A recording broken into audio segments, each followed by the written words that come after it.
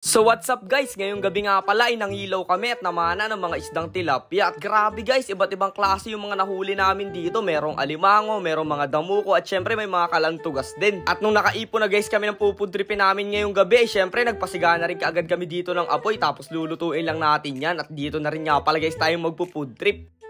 So what's up guys, what's up, mga kanapadaan lang. So ngayong araw nga guys, ay mali pala guys, gabi pala ngayon. So ngayong gabi nga pala guys, ay syempre may panibagong adventure na naman tayo. Pero bago natin simulan guys tong adventure namin, ito nga pala guys mga vlog namin ay ginagawa namin para lang sa mga solid followers namin. Kaya sa mga nagko-comment na basher dyan, napangit na daw yung vlog namin, ay pwede kayong mag-scroll down. Napakasimple lang naman nun, pwedeng hindi kayo manood. At para lang naman to sa mga solid supporters namin na gusto nilang mapanood itong mga adventure namin ginagawa. Kaya kung magko-comment ka pa rin dito, tapos basher ka, siguradong naiinggit ka lang sa mga ginagawa namin. Mayroon dyan alimango, tinan. Pakita mo sa kanila, ayun nandun, nakalubog kayo.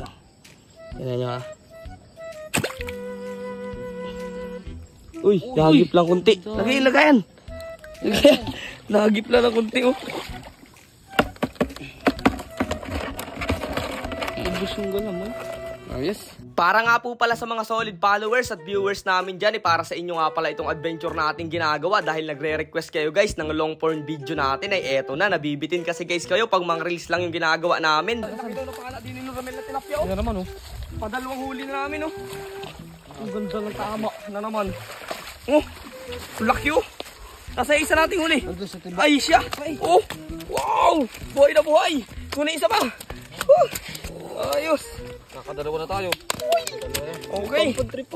Dito nga guys sa puntong to ay nakapana nga pala kami dito ng dalawang malaking tilapia. At eto nga pala guys, una naming nahuli. Hindi ka agad namin na videohan kasi nandun siya sa may gitna, sa medyo malalim. At eto nga lang guys, pangalaway na videohan natin. Grabe guys, napakalalaking mga tilapia yung nagtatago pala dito sa loob ng libuo. At hindi nga lang pala guys mga isdang tilapia yung nahuhuli natin dyan. Meron din tayong nahuhuli dyang mga maliit na alimango. At itong tinatawag guys namin na damuko o lalasan. Ito nga pala guys ay kinakain din dito sa lugar namin. Sabi nga guys ng iba, lahat ng pwede natin pakinabangan dito sa Lalao ay pwede natin kunin at food tripin. Kaya dadalhin natin lahat yung mga yan. Pagbaba naman guys namin dito sa may isang kuluong o libuo ay may nakita kami ditong naglalakad na alimango. At kitang kita nyo naman guys yung pagka-agresibo nito. Napakatapang talaga nyan guys. Grabe, muntikan pa tayong masipit nyan. Sa palagay ko nga guys, mas marami sana kaming nahuli ngayong araw kung mas maaga kaming nakarating dito sa pag-iilawan namin na spot na to. Kasi marami na nga palang nauna sa amin at nakapangilaw na rin dito. Kumbaga guys, mga tira-tira na lang yung nahuhuli namin dito sa part na to. Pero okay na rin lang naman yan guys. At least meron tayong pang-ulam at pupudripin ngayong gabi. Noong nakasigurado na guys kami ng pupudripin namin, syempre agad na rin kami dito ng ahoy at nag-iipon ng mga panggatong. Sakto rin naman guys na nagpasigana na rin kami dito ng apoy at napakarami kasi guys mga lamok o niknik dito sa pwesto namin ngayong araw.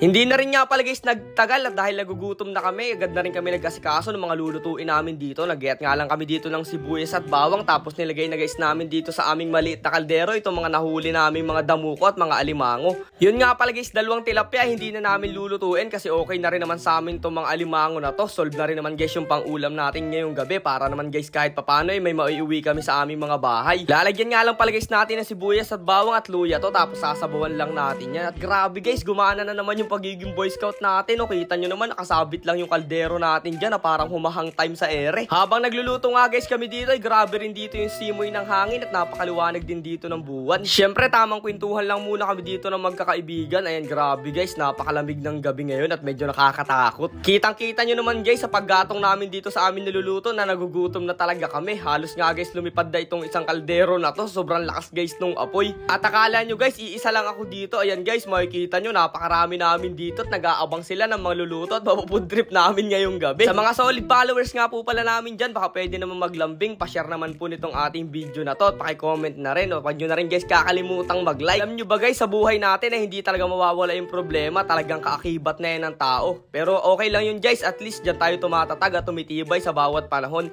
At dyan din guys natin naiisip na lumapit kay Lord. Minsan kasi guys sa buhay natin ay nakakalimutan na natin si Lord, kaya binibigyan niya tayo ng pagsubok para kahit papano naman ay maalala natin siya, humingi tayo sa kanya ng tulong. Maya-maya nga lang guys, syempre luto na kaagad itong ating uulamin at kumuha nga lang guys kami dito ng dahon ng saging at tapos nilatag namin yung ating kakainin. So yun guys, tara, food trip tayo.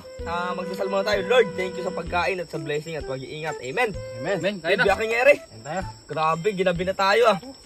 Oh, tingnan nyo guys oh. Natin kung mataba ito na huli. Wow! Taba din oh. Init oh. Wow!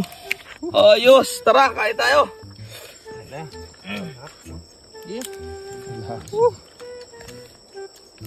Isa na naman guys, napakasarap at napakasolid na adventure ang nangyari sa atin ngayong gabi. At sana guys, samahan nyo pa kami sa mga susunod nating adventure at lagi po namin kayong tatakamin at pasasayahin sa mga ginagawa namin video. Kaya hanggang dito na lang muna guys. Kita-kits na lang ulit tayo sa mga susunod pang adventure at mag-iingat po kayo palagi.